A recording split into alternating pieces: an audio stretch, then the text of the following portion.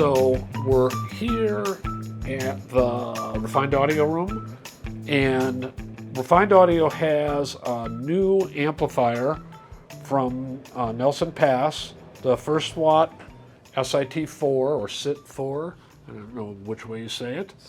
SIT-4, and it's a stereo amplifier. Yes. Tell us a little bit more about it. Give us a few basic specifications and price point.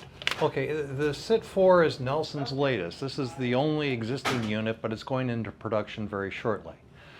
Nelson had previously had a series of amplifiers called the SIT-1, 2, and 3, and those relied on a silicon carbide transistor made by SemiSouth specifically to his specifications. That transistor had the advantage of having triode-like curves to it in a MOSFET style configuration, so that you can drive a speaker with, in essence, something that sounds like a triode, avoiding all of the interconnects and transformers. Now, he ran out of the SemiSouth, and SemiSouth went out of business. So he went back and found a company called Tokin, who made very large, what they called VFETs in the day, but are basically static induction transistors. And sorry to interrupt, but VFET was also, did Sony use them at one point in an amplifier? Okay, right. Yeah. And so that's exactly correct. Sony used it for the same reason. It had triode-like curves, but it could work directly into a speaker. So the Tokin device that he now uses is huge. It is capable of creating a huge amplifier if that's what you want to do. Because I assume it's made for something else. It's not made for power amplifiers. It was made for switching applications originally.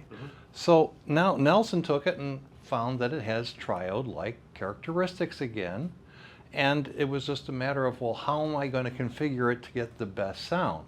And the SIT-4 is his first try at that. He is going to continue to have some monoblocks because he found that the SIT-4 is really in this size chassis, and that heat sinks limit how much power he could put through the transformer, through the transistor.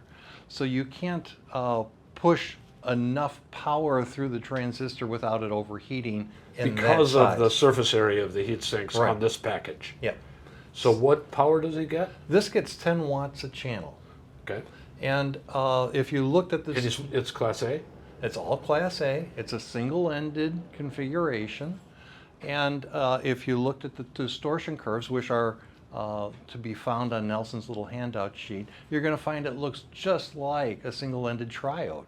So it's got predominantly second harmonics, very few third harmonics, and it has 10 watts, but you get to drive it directly to the speakers.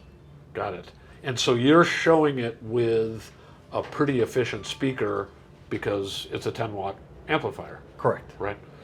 But there are more and more really efficient speakers, so this actually could work.